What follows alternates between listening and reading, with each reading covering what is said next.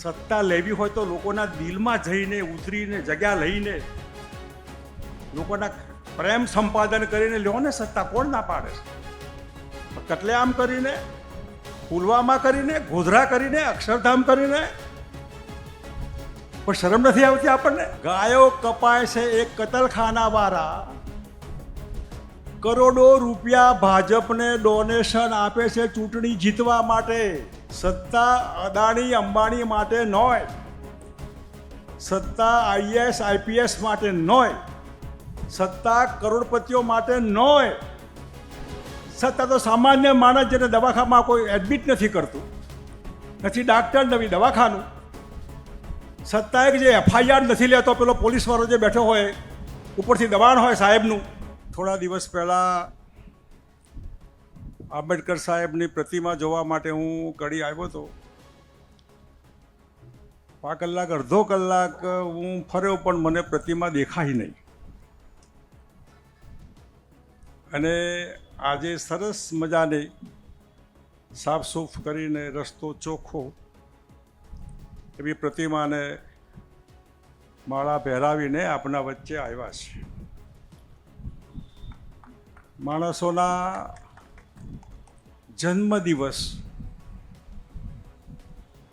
તો બધા જન્મે છે. આપણે જન્મ્યા, નજી જન્મે, ગઈકાલે ઘણા જન્મ્યા હશે. અને અત્યારે તો 150 કરોડ આ દેશમાં થયા બધા. પણ બધાને બધા યાદ નથી રાખતા. આ જન્મના દિવસે બાળક રડે અને પરિવાર હસે, પણ મૃત્યુ થાય ત્યારે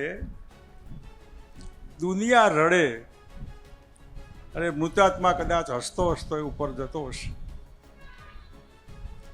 એવા બાબા સાહેબ, એવા ગાંધીજી,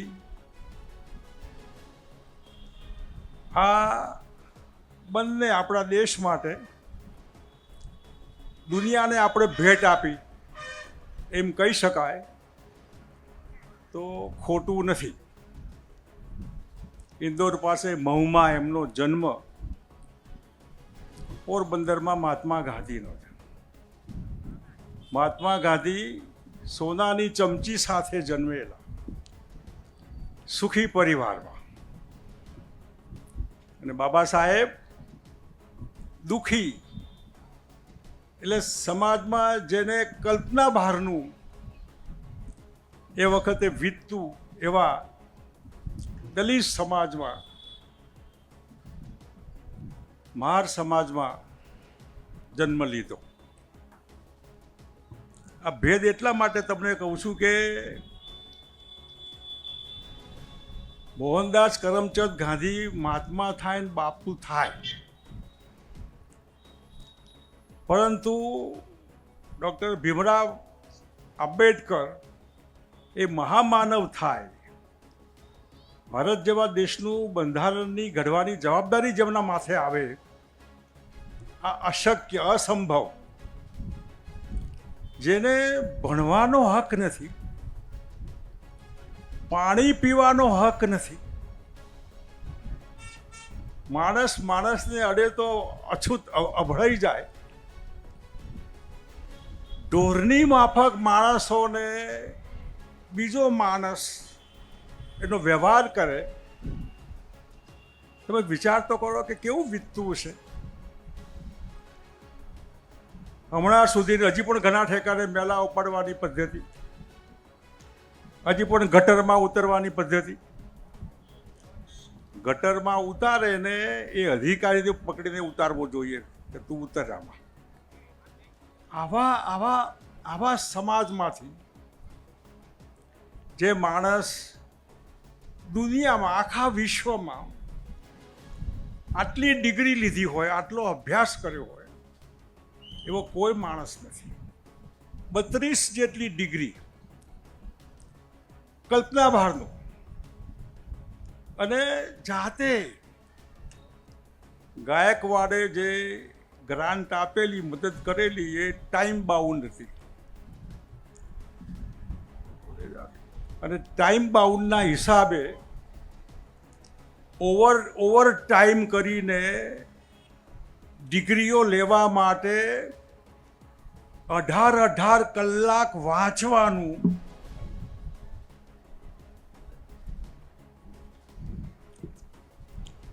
તમે વિચાર કરો,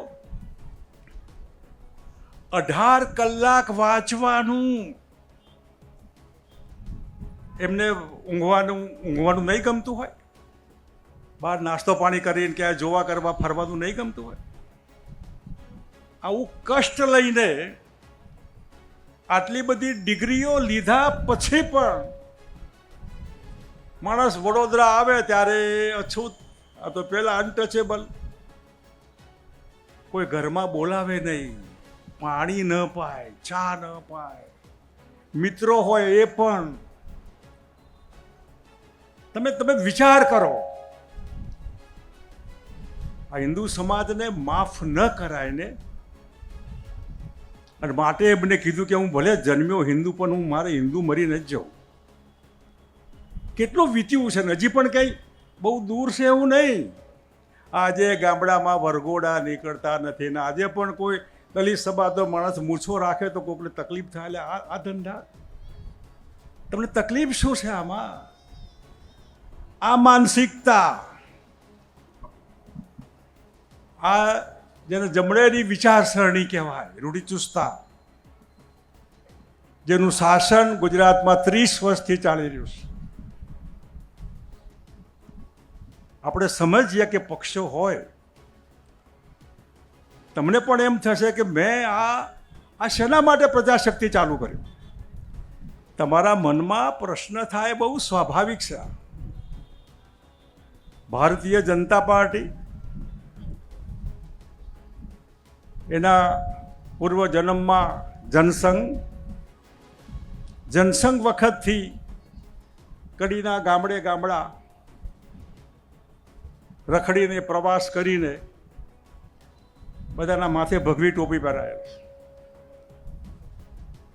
અને જનસંઘમાં પડ્યા ત્યારે તો કોંગ્રેસ તો સૂર્ય મધ્યાહ્ને હતો, અને પડવું હોત તો એ વખતે હું કોંગ્રેસમાં પડત. પરંતુ મનમાં એક લાગી ગયું કે આ બરોબર નથી, આ કોંગ્રેસના રાજમાં આમ તેમ, આમ થવું જોઈએ, આમ નહીં થવું જોઈએ. તો કાઢો કોંગ્રેસને, લાવો તમારી પાર્ટી. એ વખતે ભારતીય જનસંઘમાં, પછી ભારતીય જનતા પાર્ટી. તમે મને સમજાવો કે એક જ પાર્ટીમાં તમે હો અને એ પાર્ટીના આગેવાનોને હરાવવાનું કાવતરું, આગેવાનોને બદનામ કરવાનું કાવતરું, કેશુભાઈ પટેલ મુખ્યમંત્રી હોય તો દિલ્હીના દરબારમાં કહેવાતો હાઈકમાન્ડને બરાબર કેશુભાઈ ડફોર છે, નથી આવડતું. 3 વિધાનસભાના બાય ઇલેક્શનમાં ભાજપના આગેવાનોએ ભાજપની વિધાનસભાની સીટો હરાવી. હું સાક્ષી છું. ભારતીય જનતા પાર્ટી માનવતા વિહીન સત્તા લાવવા માટે ગોધરાનો ડબ્બો બારી નાખવાનું કાવતું કરવાનું હોય તો પણ કોઈ સંકોચ શરમ નહીં. અને એના પછી માઇનોરિટી ઉપર બહેનો, બાળકો, બુઢાઓ, અમાનવીય. શેના માટે? કઈ સત્તા?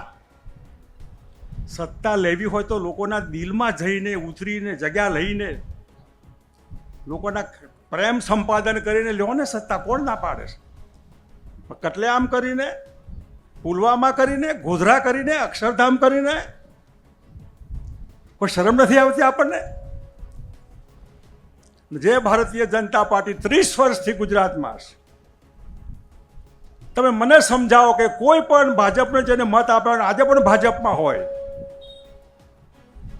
એને એની ઈચ્છા પ્રમાણે જીવી શકે છે ખરો? ભાજપવાળો પોતે ખુશી કે સુખી છે ખરો? કે એના ઉપર એના જ આગેવાનોનો ત્રાસ છે, ડર છે, ભય છે? જે ભારતીય જનતા પાર્ટી ખુલ્લેઆમ પોતાના કાર્યકર્તાઓને દબાવે, ખખડાવે, ત્રાસ ગુજારે, અને વહીવટ જેવું ક્યાંય મળે નહીં. કરપ્શન કરપ્શન કરપ્શન, મોંઘવારી, બેકારી. એવી ભારતીય જનતા પાર્ટી બાબા સાહેબ આપેલા બંધારણ પ્રમાણે એક પોલિટિકલ પાર્ટીઓ આવવાની ને જવાની, આપણે બધા કાયમ છીએ. એ પાર્ટીના આધારે પ્રજામાં જે એક માનસિકતા ઘર કરી જતી હોય છે, અને છતાં પણ લોકો મત આપે, એટલે કે આ માણસના મગજમાં એનું છટક્યું હોય, કે કાચી બુદ્ધિનો હોય, કે આ અતિશય અંધભક્ત હોય. દાખલા તરીકે, જો ભારતીય જનતા પાર્ટીને જ હરાવવાનું કામ કરતી હોય, ધરતીકંપ આવ્યો તો કેશુબાપાને ધરતીકંપ હેન્ડલિંગ કરતા નથી આવડતું, આવા ગપ્પા મારીને દિલ્હીને કહેવામાં આવતું કેશુભાઈ નકામા છે, તો પણ ભારતીય જનતા પાર્ટી બરાબર તમારા જ પગમાં એક કાર્યકર્તા બીજાના પગ ખેંચે, એની છાતીમાં ચપ્પુ મારે, વિશ્વાસઘાત કરે, છરકપટ કરે, છેતરપિંડી, કાવતરા, તો એ પાર્ટી બરાબર. હું જૈન સમાજને કહીશ કે જે પાર્ટી ગૌ ભક્ત, સુસ્થ હિન્દુ,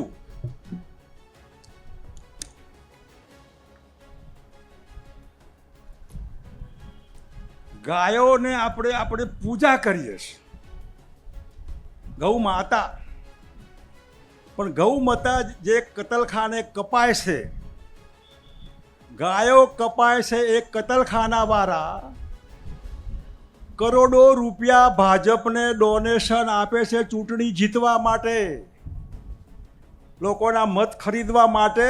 કરોડો રૂપિયા ગાયો કાપવાવાળા, આ ગૌ ભક્તો, ગૌ માતાવાળા, ભાજપવાળા, હિન્દુવાળા, કરોડો રૂપિયા, 200, 400, 500, એના કરતાં વધારે. ક્યાં કંઈ થાય છે ખરું? અને જૈનો જે અહિંસાના પૂજારી, જૈન સમાજ, ધર્મગુરુઓ, એમને આ ખબર નથી કે ગાયો કાપવાવાળાને આ ડોનેશન ન લેવાય? આ હિંસાવાળા છે આ બધા. ગુજરાત નથી જોયું 2002માં? એમે આ પુલવામા ના જોયું? અત્યારે આ તોફાન ધમાલ થાય ત્યાં તમે નથી જોતા? જે સમાજ અહિંસાનો પૂજારી, એ સમાજ આંધળો થઈને જો હિંસાના પૂજારીઓને મત આપતો હોય, તો મને સમાજની દયા આવે છે. આ તમે એટલા આંધળા છો કે તમને દેખાતું નથી? આ તમે એટલા ભાજપ ભક્ત છો? કોક તો મને સમજાવે આમાં. આ ખેડૂત સમાજ, MSP જે ભાવ, હું ટેક્સટાઇલ ખાતામાં હતો ત્યારે મેં રૂના ભાવ બહુ આપ્યા ખેડૂત, ખૂબ. કડીમાં હશે બધા આગેવાનો. સવારે મને મળવા આવ્યા. હું ખેડૂતોને કહું છું કે તમે MSP નક્કી કર્યા હોય, તમારા નિશ્ચિત ભાવ, સરકાર નથી ખરીદતી. ભેળસેળ, ગરબડ, હા ના, બીજું ત્રીજું, તો પણ ભાજપ બરાબર. અને જે ભાજપવાળાની ટીમ આખા જીનવાળા હતા, એ જીનવાળા આગેવાનો મને ગાંધીનગર મારવા આવ્યા કે તમે આ MSP ન કરતા, આટલા આ ખરીદી ન કરતા, MSP કાઢી નાખો, તમે કપાસના ભાવ નહીં કરી શકો આ બધું.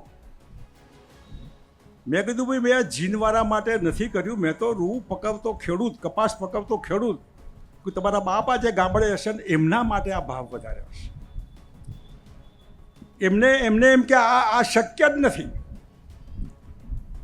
આપણે 10,000 કરોડ રૂપિયા બેંકોના રૂપિયા લોન લઈને આખા દેશમાં ખેડૂતોનું રૂ પૂરેપૂરું ખરીદ્યું, અને એ જ જીનવાળા પછી કહેવા આવ્યા કે થોડું કામ અમને જીનમાં આપજો, તમારું કોટન કોર્પોરેશનમાંથી અમારે કામમાં આવશે.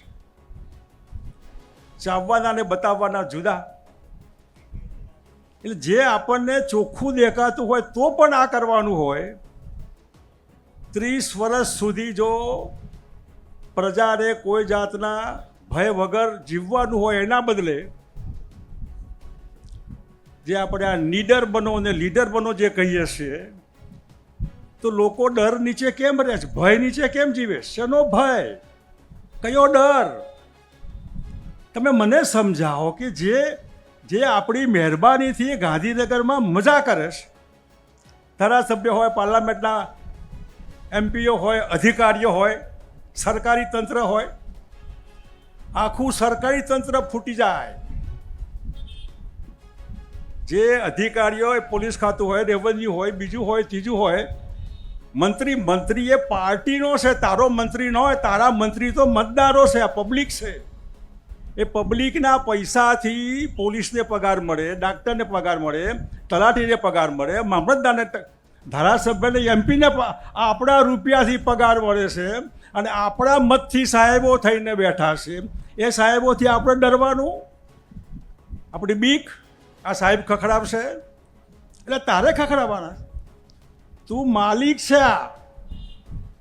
આ પ્રજાશક્તિ પાર્ટી એ વી ધ પીપલ, બંધારણનો બાબા સાહેબનો પહેલો શબ્દ એ ભારત માતા કી જય નથી, માતા મહાદેવ નથી, અલ્લાહો અકબર નથી, ઇસ ધ ગોડ નથી. દેશના બંધારણનો પહેલો શબ્દ વી ધ પીપલ. આપણે પબ્લિક, આ દેશના અમે માલિક છીએ.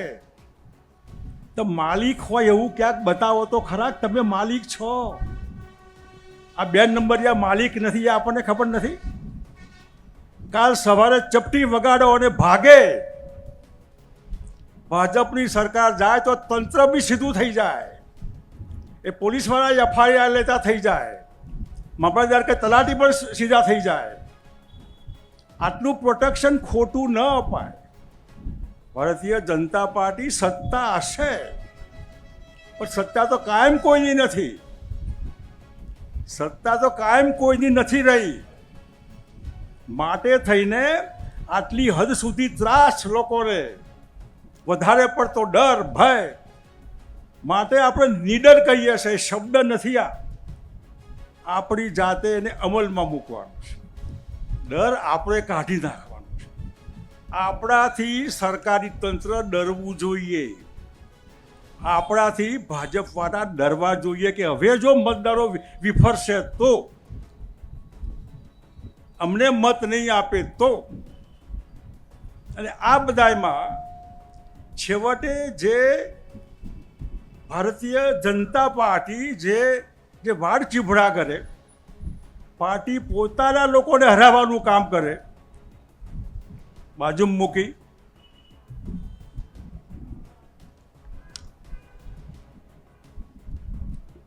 કોંગ્રેસ લગભગ એમાં એ તો ખુલ્લેઆમ હરાવવામાં કોઈ શોભ સંકોચ નથી હોતો. જાહેરમાં અંદર બી હોય અને બહાર બી હોય.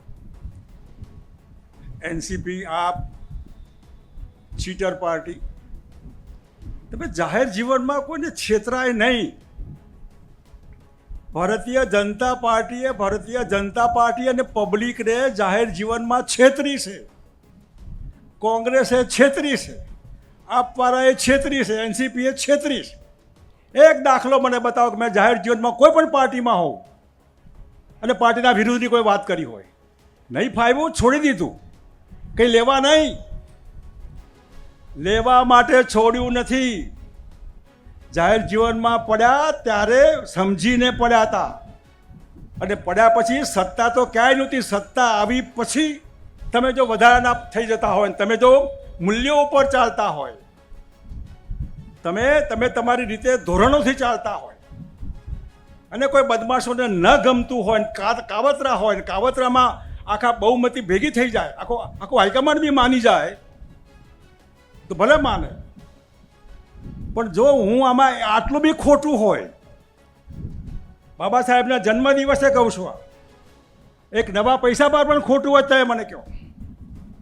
અને સત્તા કોને કહેવાય, કોના માટે?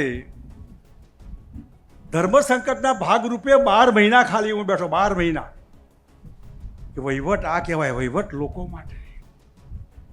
સત્તા અદાણી અંબાણી માટે નોય, સત્તા આઈએએસ આઈપીએસ માટે નોય, સત્તા કરોડપતિઓ માટે નોય. સત્તા તો સામાન્ય માણસ જેને દવાખાનામાં કોઈ એડમિટ નથી કરતું, નથી ડાક્ટર, નવી દવાખાનું.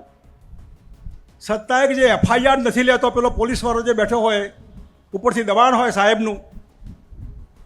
સત્તા નિર્દોષ માણસને પકડીને પોલીસ બેસાડીને જામીન બી ન મળે એના. સામાન્ય માણસોને સત્તા પેલો ખેડૂત કે જેને લાઇટ નથી મળતું, એને દવા ન મળે, બિયારણ ન મળે, એમએસપી ન મળે, આવા માણસોને જેને જરૂર છે. એટલે બાબા સાહેબે બહેનોને સ્પેશિયલ, જેવી દલિત સમાજની હાલત હતી ને એવી હિન્દુ સમાજમાં બહેનોની હાલત બી ખરાબ. બહેનોથી ભણાય નહીં. આજે આઈએએસ આઈપીએસ જે બહેનો જુઓ છો ને, એ બાબા સાહેબ એટલે આવી પાર્ટીઓના અનુભવ પછી મને એમ થયું કે જ્યાં જઈએ ત્યાં બાપુ કંઈક કરો. આ હું એટલા માટે કહું છું કે આ મને આ હવાદ નથી. જાહેર જીવનમાં હવાદ અને પક્ષોને આગેવાનો અમે જોયા છે અને મેં બધું ભોગવી લીધું છે. પણ જ્યાં જવું ત્યાં આ કેમ ચાલે? જો આને માર્યો, મારી દીકરીની મશ્કરી કરી પેલા બદમાશ લોકોને, અને ભાજપવાળા ખેસ પહેરાવે છે, એને ટોપી પહેરાવે, ફુલાર પહેરાવે. જો પેલો વ્યાજ ખાવ 10% વ્યાજવાળો, ભાજપની ટોપી પહેરી એને. જો પેલો જમીનનો દલાલ, જમીન લૂંટી લીધી એને. જો પેલા ગુંડાઓ બધા, આ બધાની ટોળી એટલે ભારતીય જનતા પાર્ટી. આ ચલાવી લેવાનું.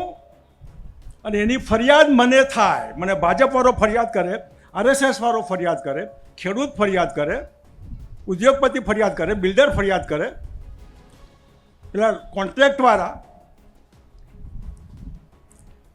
આ કોન્ટ્રાક્ટ સિસ્ટમ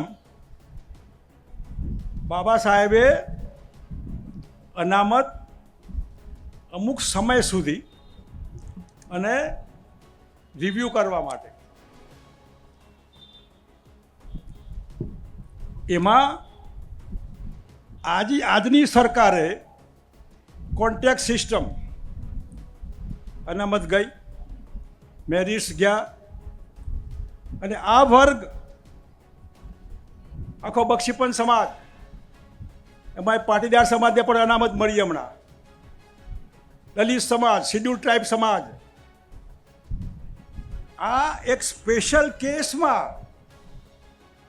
કે તમે એર કન્ડિશનમાં ભણતા હતા, તમારે ટ્યુશન હતું, તમારે આઈએમપી હતું, પહેલાં રોડની લાઇટ પણ નહોતી, આખો દિવસ એને કામ કરવાનું હતું, વાંચવાનો ટાઈમ પણ નહોતો, તોય એને પરીક્ષા આપવાની હતી. એની તમારી હરીફાઈમાં શક્ય નથી. આ માટે સ્પેશિયલ કેસમાં, અને એ આ કોન્ટ્રાક્ટ સિસ્ટમથી બધું બંધ. 70% વર્ગ ગુજરાતનો બાબા સાહેબ આપેલો સ્પેશિયલ હક એનાથી વંચિત છે. અને કોન્ટ્રાક્ટમાં કામ કરવાવાળા કર્મચારીઓને કહું છું, એ બહેનો આંગણવાડીવાળી બહેનો હોય યા બીજી બહેનો હોય, એ વ્યાયામ શિક્ષકો હોય કે બીજા હોય કે ત્રીજા હોય, જે સરકારની સામે પડે છે, એમને હું કહું છું કે મહેરબાની કરીને તમે કા સરકારની સામે પડો તો સાથે ન રહો, તો મત ના આપો, અને મત આપો તો સામે ન રહો. તમે સરકારની સામે બી પડો છો, સરકાર દમ મારે, આ કોઈને ફોડી નાખે, બીજું ત્રીજું, તો મત સરકારને આપવાના. આંગણવાડીવાળી બહેનો મને ફરિયાદ કરતી કે બાપુ મત ના આપે તો નોકરીમાંથી કાઢી મૂકીએ. હું તમને આજે આ સ્ટેજ ઉપરથી કહું છું કે સરકાર લાવવાની તમારા હાથમાં છે. આ જો એ લોકો નોકરીમાંથી કાઢી મૂકશે અને તમે રાત દિવસ એક કરીને, શિક્ષકો હોય, બીજા હોય, ત્રીજા હોય, આ સરકાર કાઢો ને એ સરકાર લાવો, તો જે દિવસથી સરકાર આવશે, તમને જે દિવસે કાઢ્યા હશે એ દિવસથી ઓર્ડર, તાજો ઓર્ડર નહીં, જૂનો ઓર્ડર તમને રિપીટ થશે. તમે માલિક છો. તમે આ નકામી સરકારને કાઢીને સારી સરકાર લાવ્યા છે. આ સારી સરકાર લાવવા માટે જે મહેનત થાય એના પરિપાક રૂપે એ સરકારે કાઢી મૂક્યા છે. એ દિવસથી તમારી નોકરી ચાલે. આ પેન્શનના પ્રોબ્લેમ સિવાય કંઈ છે જ નહીં. અને આવા બધા પ્રશ્નો કંઈક કરો, કોઈ બાકી નહીં. બધા પક્ષોના મને અનુભવ કે બધા ફૂટેલા. એવા ઠેકાણે મને થયું કે હું કોને કહું કે કંઈક કરો. એમાંથી આ પાર્ટી ઊભી કરી. છેવટે ઉપર જવાનું થાય ને તો ઉપરવાળો પૂછે કે આ બધી ફરિયાદ હતી તો ત્યાં કંઈ કર્યું ખરું? તો હું કહું કે હા કર્યું, મેળ પડ્યો ના પડ્યો કંઈ નહીં, પણ એક સંતોષ, જોબ સેટિસ્ફેક્શન. અને અહીં લાગવું જોઈએ. મહાત્મા ગાંધીને અહીં લાગેલું. એક અંગ્રેજે ઉતારી મૂક્યા ફર્સ્ટ ક્લાસના ડબ્બામાંથી. એટલે મહાત્મા ગાંધીને થયું કે ગુલામ દેશ તો નાગરિક છું, કલેજાની ચોટ લાગી. બાબા સાહેબને કલેજાની ચોટ લાગી, દલિત છું.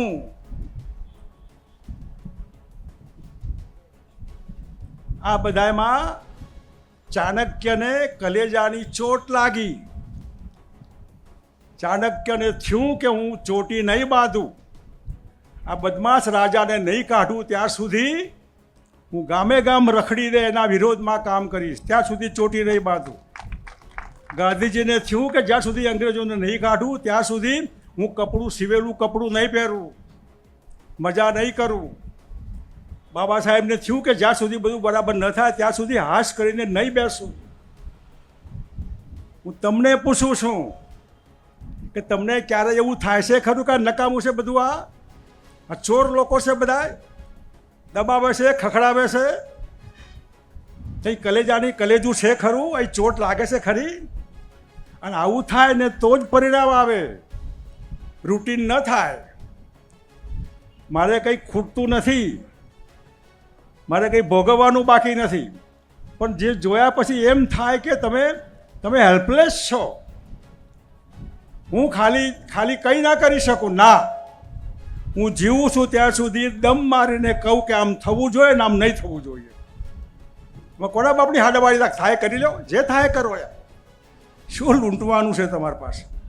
કયા આઈટી, કયા ઇન્કમ ટેક્સ, કયા ઈડી, કઈ સીબીઆઈ, આ કયા કરોડપતિઓ છે? આમાં ગુજરાતની 90% પબ્લિક કરોડપતિ નથી. આ કરોડપતિ નથી એને આઈટીની હારાબારી નહીં, ઈડીની હારાબારી નહીં, પોલીસની ભાજપની સારાબારી નહીં, સીબીઆઈની સારાબારી નહીં. અને નિર્દોષ લોકોને હેરાન કરશે તો પ્રજાશક્તિ ડેમોક્રેટિક પાર્ટીની ટીમ જ્યાં હશે ત્યાં અહીંથી ધોકાડીને જરૂર પડે પહોંચીશું. ખબરદાર જો આ રીતે સતાવ્યો છે તો બહુ થઈ ગયું, હવે નહીં ચાલે. આજે ગાંધીજી વાળું નહીં ચાલે, નમસ્તે વાળું નહીં. જે ભાષામાં એ સમજશે ને એ ભાષામાં જવાબ અપાય. અને માટે આ 2 બાય ઇલેક્શન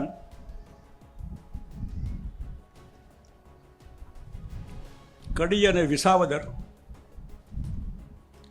મને થયું કે આમાં કોને ફાયદો ને કોને નુકસાન. 160 જેટલી વિધાનસભાની, એક સીટ એ જીતે તો એ શું, હારે તો એ. બીજેપીને કોઈ ફરક પડવાનો? 160 હોય તો 62 થાય, હારશે તો 59 થાય. સરકારમાં ફેર નથી પડવાનો. કોંગ્રેસના 12 હોય તો 14 થાય, પેલા કદાચ ઓછાય થાય.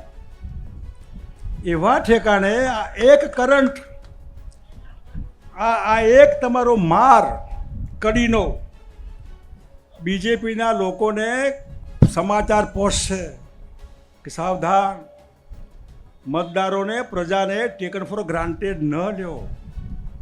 એ માણસો છે, એમને બાળકો છે, એમને પરિવાર છે, મા બાપ છે, એના બાળકો ભણે છે, એને ફી મોંઘી પડે છે, એને એડમિશન નથી મળતા, એને પરીક્ષામાં ગડબડ થાય, નોકરી હોય ત્યારે તકલીફ થાય, દવાખાનામાં જાય તો એને મા બાપ છે, ઘરડા હોય, એના બાપાના બી ઢીંચણ બદલવાનો, ચોકઠું બદલવાનું, આંખોનું પ્રોબ્લેમ, બીજું પ્રોબ્લેમ. ક્યાંથી લાવે પૈસા? આ મા કાર્ડ ને આધાર કાર્ડ ને તો ખ્યાતિ હોસ્પિટલ જેવું નાટક બધું. આ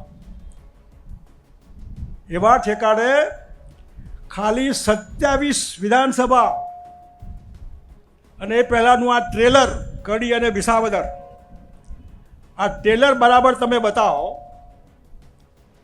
તો હું આ મંચ ઉપરથી તમને કહું છું આપણી સરકાર પ્રજાની.